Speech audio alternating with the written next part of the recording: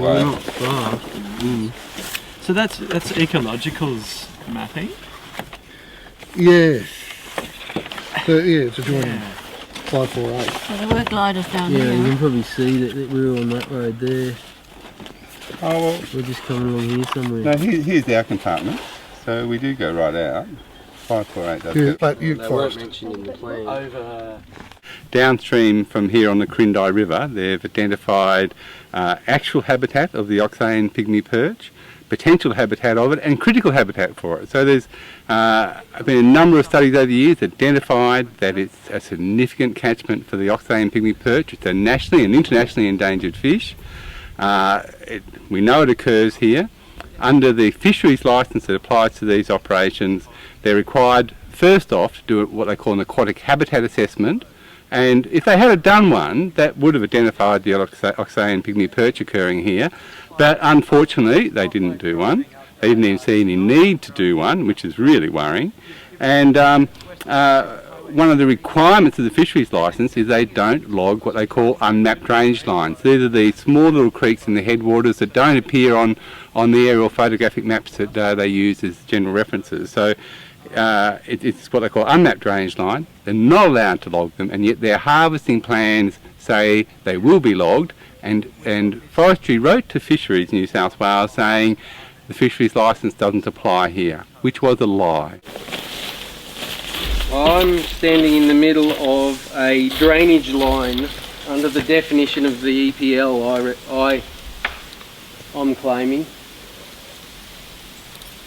and they should have buffered this with a 10-metre buffer, probably up to where you're standing there somewhere. Protection of the Environment Operations Act. Yeah, that's what I'm claiming. Why is that? Because water has been polluted by sediment. And under that act it is illegal to pollute water. And that's what you're saying. You can see it here that the runoff has been seriously contaminated by sediment that's caused by the industrial destruction of the forest above. No doubt in your mind? No doubt whatsoever. As soon as water is polluted, that act is breached. Our entire employment base and our economic base is built upon tourism. Most of that tourism relies upon the natural environment.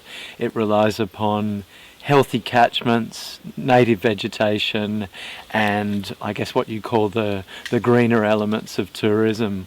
When you see this type of destruction, we're directly impacting upon our principal source of income.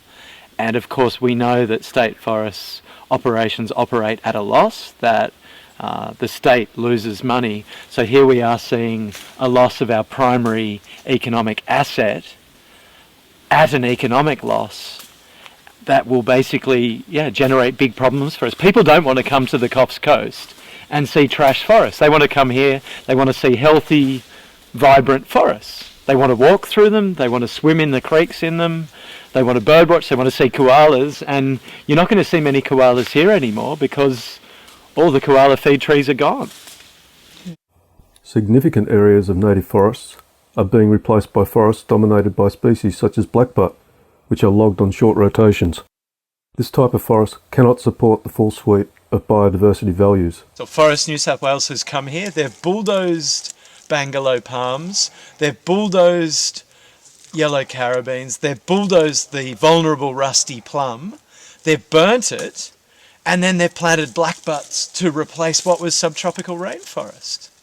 It's a complete annihilation of subtropical rainforest. It is wholesale landscape scale conversion from rainforest to sclerophyll forest. It's a crime. Most of the Forest New South Wales operations in the upper northeast are carried out under a silvicultural regime called heavy single tree selection. Heavy single tree selection allows for a total basal area removal of 40% across the forest compartment. This requirement is almost never met, and Forest New South Wales and the regulator have a seemingly endless list of excuses to allow the removal of up to 70% of the basal area. Joe Sparks explains. And it's listed as being 67% removal of basal area for these compartments, but they're offsetting that with not harvesting the adjacent compartments. Whether they go and harvest the offset areas within 5 years is yet to be seen, but that seems likely what they're going to try and do.